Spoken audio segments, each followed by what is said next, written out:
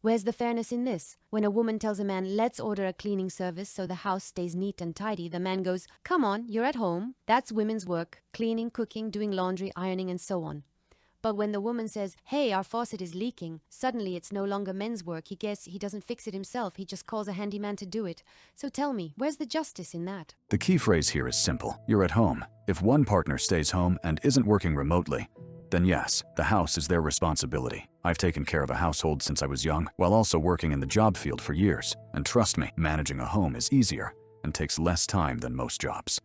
If you're the one staying home, I'd say you should handle at least 80% of the chores, if not all of them. Sure, the routine can feel boring sometimes, but it's actually much easier to turn housework into something fun compared to the grind of a job, where you do the same thing every single day. And in some cases, even when you're sick, you still have to show up. And don't forget, at home, you get flexibility. You decide which chores to tackle today and which ones can wait until tomorrow. This video would really only make sense if both partners were working, or if there was a child and the woman was focused on taking care of them. Do you love me? I love you like crazy. I love you more, eating you like more. Dad, if I ever come to you one day and say I've gotten involved with a married man, please remind me of this moment and show me this video, because it's not just about he's leaving. Nope, he's drowning you. Imagine a grown woman sitting there, seriously eating soup with a married man and asking, do you love me? He answers yes. And of course, she believes him. Meanwhile, another woman somewhere is choking on her own tears, while this one is carefree, spooning up soup. She thinks it won't happen to her, but sooner or later, every second wife ends up choking on that same soup, because betrayal isn't an accident. It isn't a one-time slip. It's a lifestyle. And it's foolish to think that someone who systematically betrays the woman he once chose, married, had children with, and built a life with, won't betray you too. Here we see not just a woman enjoying another woman's suffering, but in the original clip, she chose words that make it sound like men are traitors. Now sure, she could claim she was only commenting on this one situation, but words don't work that way. When you highlight one group of people and ignore everyone else, you make it seem like that one group is different or even worse. But the truth is simple. Traitors will always betray. It doesn't matter if you're a man or a woman. Betrayal isn't tied to gender. It's a choice people make for themselves. It's not some instinct you can excuse. Just like you decide whether to eat healthy or not, you also decide whether to betray people or not. It's always a choice. What I did in my past relationship and why my ex never left me. For his birthday, I bought him a coffee machine. The funny part, he didn't even drink coffee. I was the one drinking it. When we went to bed, he would always fall asleep super fast, like within 30 seconds. But I'd take forever to fall asleep, so I wouldn't let him sleep until I did, and I'd make him rub my back the whole time. I also had this silly habit. I loved eating on the bed or couch. One time, I was eating shawarma and drinking Coke. His MacBook was sitting on the couch, and I accidentally spilled Coke on it. He started freaking out, yelling at me not to eat on the bed. We started arguing, and I threw the shawarma at him. It exploded everywhere, little greasy stains all over. He yelled even more and told me to clean it up, but I refused, so he cleaned it. And then there was this one situation I still can't explain. We went to buy me a present, some kind of jewelry. We paid, got the receipt, they put it in the bag, but the money never came off the card. To this day, I don't know how that happened. He got super excited, like, wow, maybe I can buy myself a gaming keyboard now or something else I want. And I said, no, you're wrong. That's how I ended up with 2 presents. Here's the perfect example of selfish and toxic behavior. This woman not only abused and disrespected her ex-boyfriend, but she even bragged about it online, as if it were some kind of achievement. Now, behavior like this usually comes from people who are trying to take revenge for similar situations, times when they were the ones abused. I don't know her full story, but it looks like she went through psychological trauma, developed an inferiority complex, and then tried to cover it up with a superiority complex. The problem is, she doesn't seem ready to work on herself.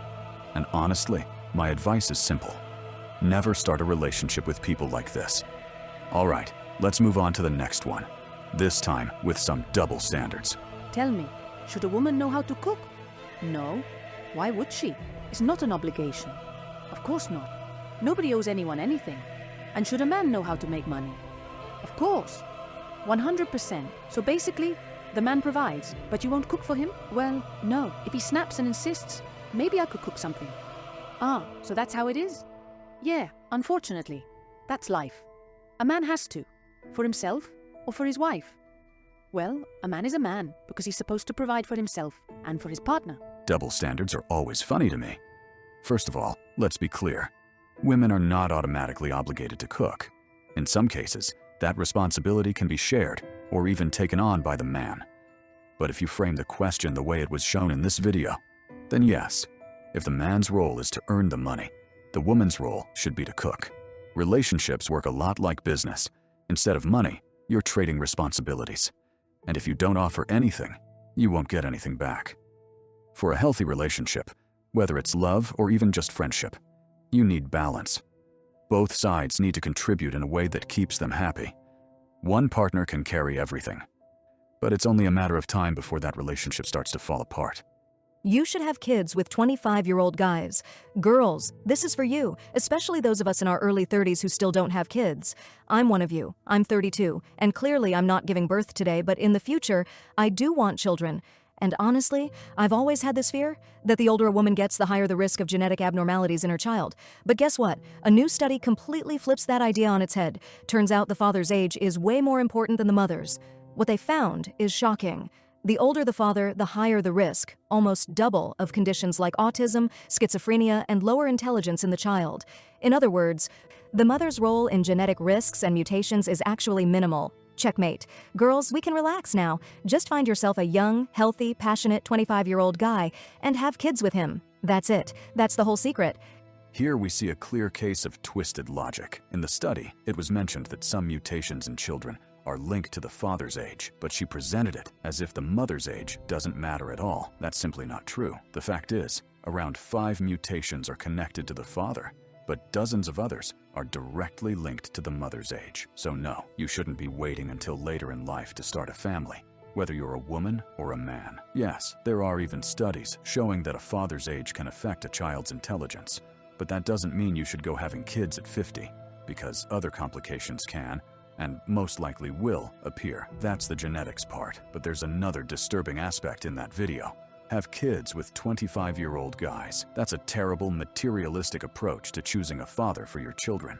And it's one that can easily ruin not only a woman's life, but the child's as well. And then things can get even worse down the line, the butterfly effect. You should only have children with someone you've truly tested, not just medically, making sure he's physically healthy, but also mentally. His stress tolerance, his ability to keep balance in life, his drive, his energy, his problem-solving skills, and most importantly, whether the two of you actually fit together. And the best way to find that out, live together for a year or two. Because when you live apart, you don't see the full picture. So as a psychologist, I decided to do a little experiment. I signed up for a dating site, but this time pretending to be a man. I picked some great photos, me in a car, me looking classic, me playing sports, football, me at a nice restaurant. All very solid. And I was honestly shocked. From the very first messages, apparently I already owed everyone something. One girl wanted me to order her a taxi because she was just at the ballet. And she's like, "Well, you're a man, aren't you?" The next one, "Oh, I'm so tired after work." The third, fourth, fifth. All of them had problems. Someone had a cold, someone else had drama. Everyone was complaining. Not one of them could actually hold a conversation about something good, celebrate, or just joke around. Out of 50 chats, in 49 of them, I already owed something. And the 50th, she just said, "Come over to my place," without knowing me at all, and not realizing I'm not even a man. I'm a woman doing this experiment. Where is this world going? Seriously, tell me your story. What kind of things have you run into? Because I'm honestly shocked by these trends. Where are the real women? And why are men putting up with this constant, "You must, you must, you must"?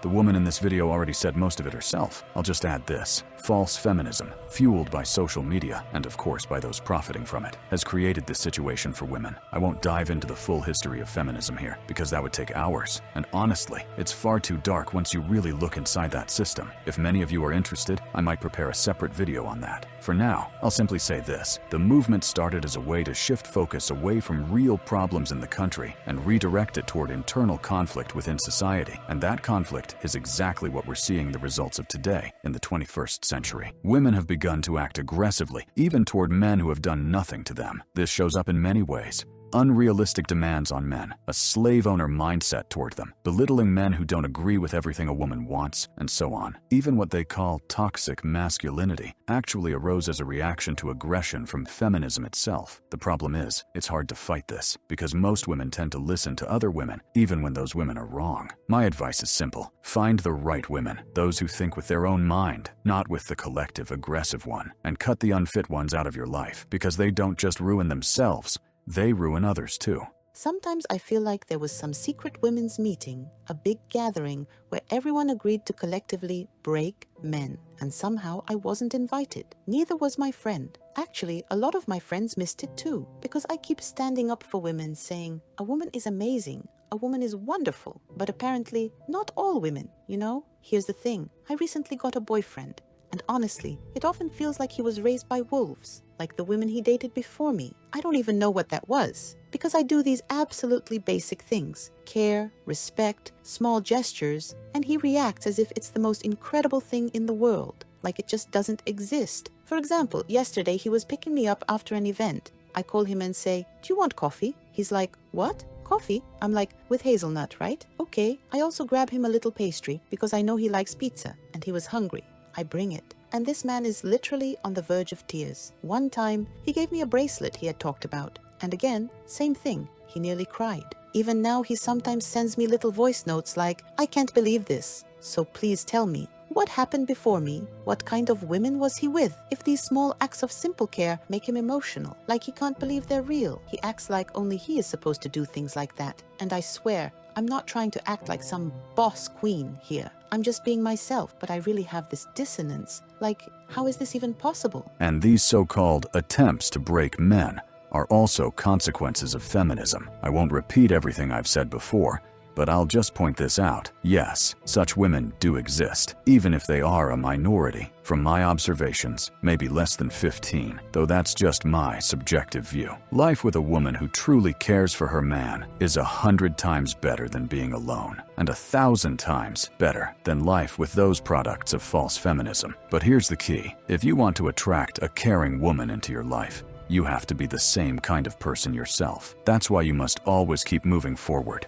even in small steps. Also, if you live in despair, remember, the clouds may cover your sky for a long time, but eventually, the sun will break through. And when it does, its light can make your life feel like paradise. So don't despair if one relationship didn't work out. Don't let negativity poison your future, because a negative atmosphere only attracts the wrong people into your life. Instead, focus on enjoying every single new day, because that makes the difference between "I hate my life" and "I love my life." Until next time, my friends, stay strong, stay true to yourself, and good luck on your path.